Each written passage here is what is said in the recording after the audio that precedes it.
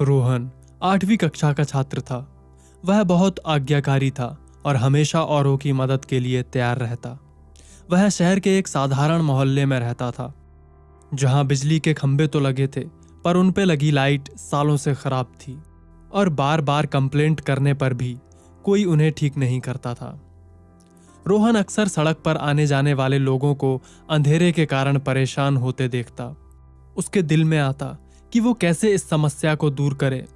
इसके लिए जब वो अपने माता पिता या पड़ोसियों से कहता तो सब इसे सरकार और प्रशासन की लापरवाही कहकर टाल देते।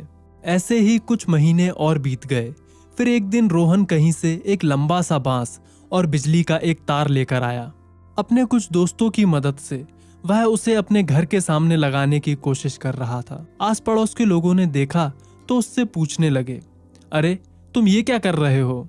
मैं अपने घर के सामने एक बल्ब लगाने की कोशिश कर रहा हूँ। अरे इससे क्या होगा? अगर तुम एक बल्ब लगा भी लोगे तो पूरे मोहल्ले में तो रोशनी होगी नहीं, आने जाने वालों को तो तब भी परेशानी उठानी पड़ेगी। पड़ोसियों ने थोड़ा मजाकिया लहजे में कहा। रोहित कहता है, आपकी बात सही है, पर ऐसा करके मैं कम से कम अपने घर के सामने से जाने वाले लोगों को तो परेशानी से बचा ही लूंगा। और ऐसा कहते हुए उसने एक बल्ब वहां टांग दिया। रात को जब बल्ब जला तो बात पूरे मोहल्ले में फैल गई। किसी ने रोहन के इस कदम का मजाक उड़ाया तो किसी ने उसकी तारीफ की।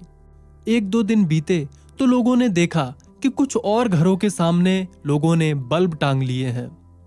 फिर क्या था, महीना बीतते बीतते पूरा मोहल्ला प्रकाश से जगमगा उठा। एक छोटे से लड़के के एक कदम ने इतना बड़ा बदलाव ला दिया था कि धीरे धीरे पूरे शहर में ये बात फैल गई। जब ये बात अखबारों में छपकर सरकारी प्रशासन तक पहुंची तो उन्हें भी अपनी गलती का एहसास हुआ और उन्होंने स्ट्रीट लाइट्स को ठीक करा दिया। दोस्तों, कई बार हम बस इसलिए किसी अच्छे काम को करने से चूक जाते हैं क्योंकि हमें उससे होने वाला बदलाव बहुत छोटा लगता है, लेकिन हकीकत में हमारा एक छोटा सा कदम एक बड़ी क्रांति का रूप लेने की ताकत रखता है।